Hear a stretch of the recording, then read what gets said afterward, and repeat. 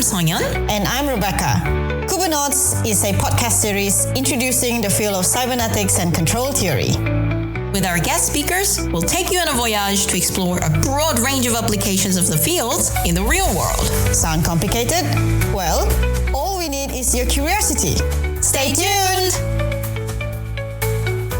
Today we have the pleasure of having Professor Angie Abdilla. Professor Angie Abdilla is from the School of Cybernetics at the Australian National University. Welcome, Angie. It's lovely to have you here today. Thanks for having me. It's great to be here too. I realize that it's really hard to pick one title to describe you with your multi-talents and roles. So what do you think best describes yourself? Oh, it's true. It's very hard to pin me down. I am a creative and strategic thinker, and I guess I'm on one hand a creative research practitioner, on the other a strategic designer, and often those worlds converge. Often in my creative research practice, there is strategic thinking and design that is informing that creative process, and that creative process is often driven through a cultural paradigm and cultural protocols. Likewise, within strategic design, my practice is often informed by creative practices and also very much culturally informed too. Right. It sounds like there's a definite feedback loop enhancing each other, right? Absolutely.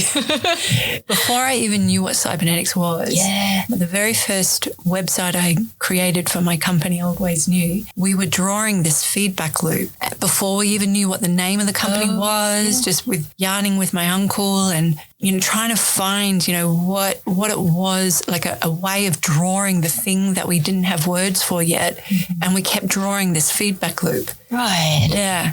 The infinite loop.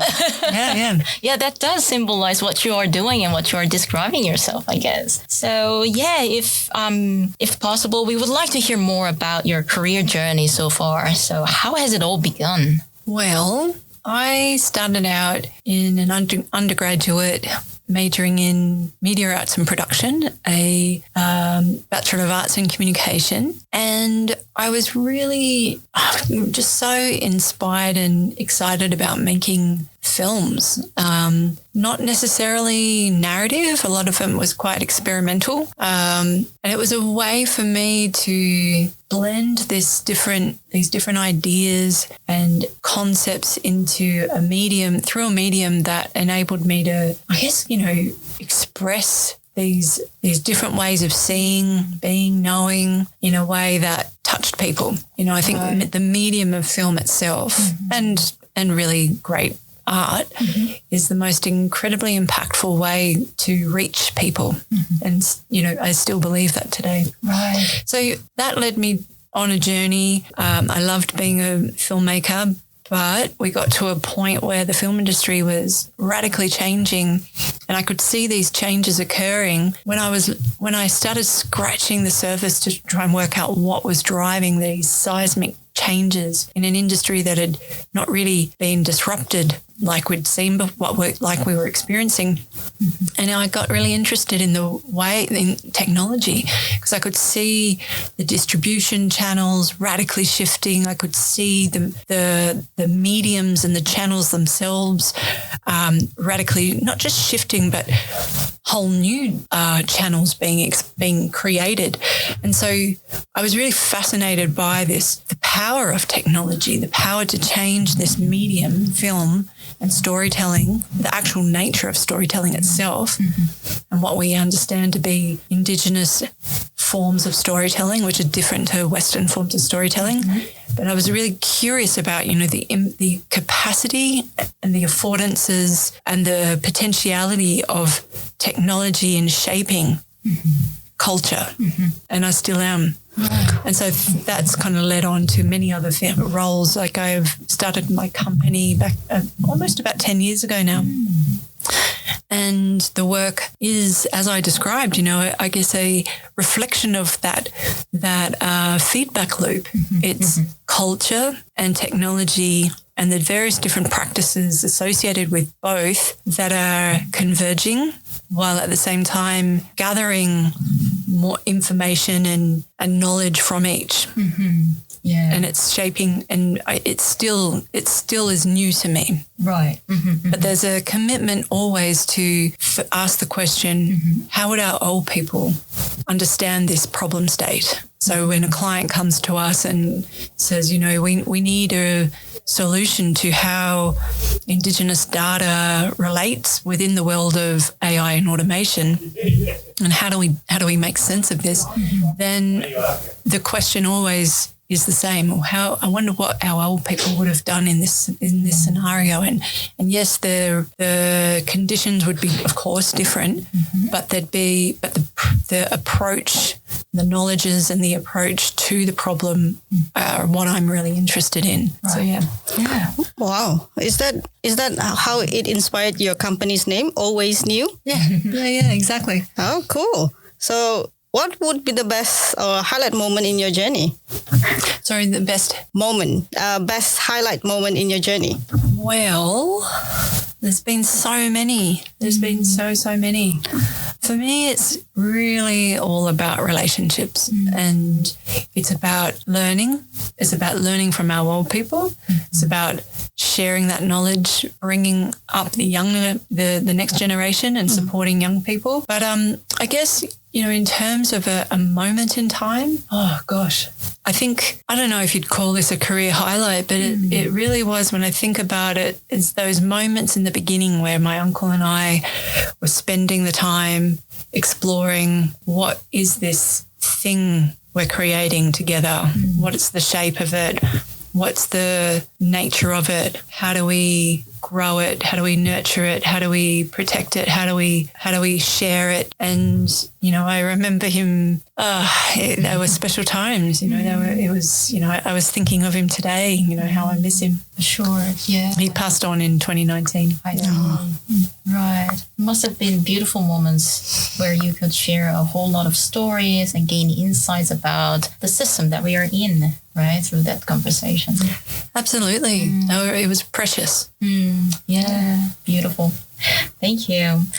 Then maybe we can come to the present moment. So we would like to know whether you could share with us some of the things that you are interested in now, even though you have mentioned what you're interested in, but maybe I can bring in the phrase that I found in your website. So it says, all automated systems are cultural systems. And I wonder what it would imply. Well, it's something that I almost refer to daily. I was just in a meeting with another colleague of ours from the school and reminded him, we're talking about cultural systems. We're talking about cultural ways of knowing, being, seeing, knowing, doing. In the School of Cybernetics, we often refer to that origin story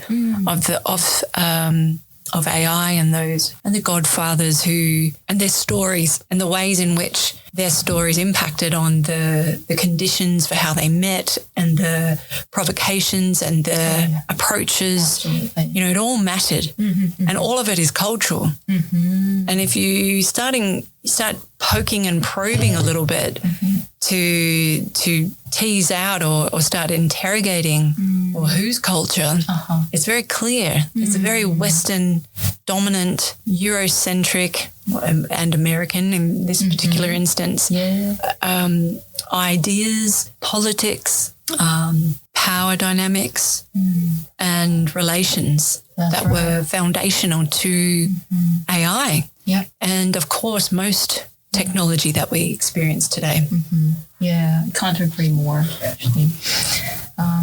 So maybe based on that, I also understand that you are working with other colleagues in the school for academic activities, say writing a research paper on a certain topic. Would you also introduce us a little bit about that? I am writing a number of papers, but where the big project is around Indigenous protocols for AI.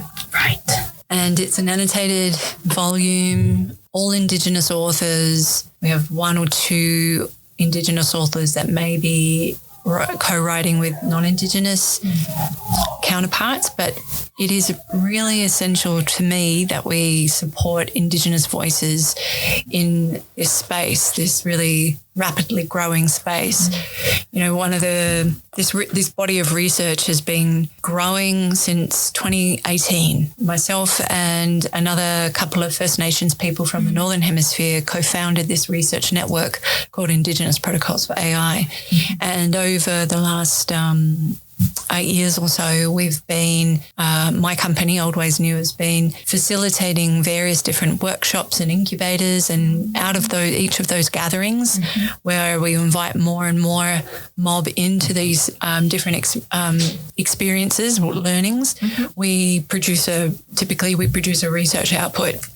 And so the next step in this journey is to collate a lot of the pre-existing research, but also bring together a whole new set of different voices, mob that are working in these spaces, not necessarily all working per se with AI, but are starting to realize the urgency for us to be able to shape the way AI is imagined, how we currently make relation with it, and how we have responsibility for it. You know, in the world within a Western world, we often talk about rights. Within an Indigenous worldview, we talk about responsibility and care, the responsibility to care for all things, animate and inanimate. Right. So it's tricky for me to think about the rights. You know, if you were to talk about Indigenous rights or human rights within the context of AI, you get a very different set of questions and responses. If you were to reframe that and position a question around responsibility of AI, then there's a whole series of other types of questions and responses that come from that. Right. And when you are accommodating that kind of conversation around those concepts, how do you mediate collisions or conflicts sometimes? Yeah, because they are inevitable sometimes. You mean in this particular process, or? Yeah, like those processes that you are involved when processing different voices in one room. How do you navigate? We haven't really had any. That's great. I mean, we have robust discussions, and we have robust, we haven't had any like major issues. I mean, in terms of, I think, depends on what you the context in which you are talking about. I mean, I think the world of academia is full of collisions. Oh, yeah. Totally agree. I don't know what it is about the nature of this particular system, but it's not exactly a culturally safe space for a lot of Aboriginal people.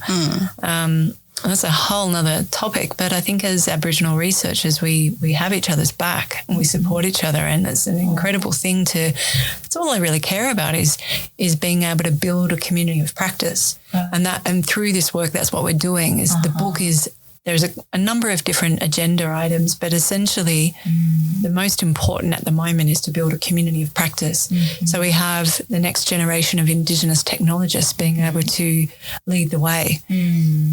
It's monumental work. The risks and the opportunities are enormous. And it's a tricky one, because I don't like talking about equity, diversity, and inclusion, because I think it's quite often limiting. But it is a real factor. And what we're seeing right now is with this particular type of technology and the speed of its growth, it is undoubtedly going to benefit some, and there'll be lots of people that will be affected by the lack of access. And so what I think, though, is that there are ways in which you can avoid a colonial and often altruistic mindset of grappling with equity, diversity, and inclusion by focusing on much higher ideals and objectives, which are about empowerment.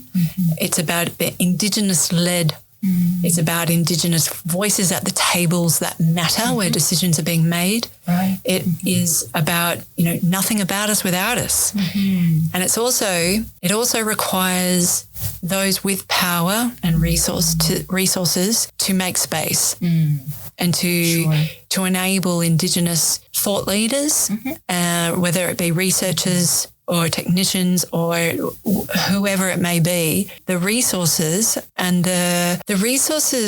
required to experiment and fail and experiment and fail and do and grow and bring these different cultural perspectives that are underpinned by principles of reciprocity and regenerative systems into this new world of AI and automation. Right. Yeah. Thanks so much for sharing your insights. Well, I'm from a very control theory kind of background, so I have no knowledge on Indigenous stuff, which is very embarrassing. Yeah. So I think I'll take the chance to just ask you, can you share with us like any Indigenous knowledge that it's good for the listeners and good for me to learn? Look, I think you probably know it, but maybe it's often hard to pinpoint. But Indigenous knowledges, and it's plural, many. Yeah, that's a lot, I suppose. Typically exist within systems. So some Indigenous knowledge systems, if I think about it from a systems level and then drill down, an Indigenous knowledge system could be a kinship system. The marriage laws that are foundational to the health and well-being of Aboriginal communities. So it is a system and this is quite interesting, an interesting observation that I've noticed within Indigenous knowledge systems. Often within Indigenous knowledge systems, they have multiple uses. So a kinship system, there is laws and rules within that, who can marry who to keep the bloodlines clean and ensure the health and vitality of communities. So there are no birth defects. So on one level, it's, we could look at it from a Western lens as a health system, but it's not just a health system. It's also, and this is the beauty and the intersectionality of Indigenous knowledge systems, the inherent intersectionality is that it's also a system that manages the natural resources. So everybody within that kinship system has a responsibility to their totems. So a different animal or plant species, and to look after that. And that's what when I mentioned before that reciprocity and responsibility are two key foundational pillars to everything, and regeneration too. And so within this kinship system, they're very complex often, and they're all different depending on whose country, different language groups or different nation states. And the incredible thing, one of the incredible things about a kinship system is they also flux. They have the ability to move with the seasonality and the broader systems of these cycles over time, over deep time too. So over a 7-year period or a 20,000-year cycle, there are different ebbs and flows within those algorithms to ensure the health and vitality of a community. So when you're in a dry period, you won't be having babies. When it's plentiful, then the algorithm shifts and morphs and changes to adapt to those different conditions. And it's, this is a perfect example of how intrinsically connected to country and kin these systems are. So it's about the health and well-being of both healthy country, healthy kin, healthy kin, healthy country. Yep. Wow, that's beautiful. Actually, that's really nice. Yeah, that actually reminds me of the concept of ecology, where people are connected not only to each other but also to nature, like the surrounding nature they are embedded in. So and when you think about the automation and AI and the ways in which automation and AI are currently conceived, it's very narrow in a lot of ways. You know, there's a very limited and very Eurocentric or Western perspective on the potentiality of automation. And if we think about, you know, the feedback loops, I mean, of course, you know, the early cyberneticians were acutely aware of feedback loops being existent within the environment and social systems. But who better to understand the cultural nuances of those different feedback loops in the environment and social systems than Indigenous people? I mean, that example of a kinship system is, I think, a perfect example of the integration of both. I'm not sure if any cyberneticians, please correct me if I'm wrong, but I'm not sure if there was any thought leadership around that. So what I guess I'm seeing is that this research that we're nurturing has the potential to impact the future of AI and automation in really profound ways if we are able to hold that space with the care and the responsibility required. Absolutely.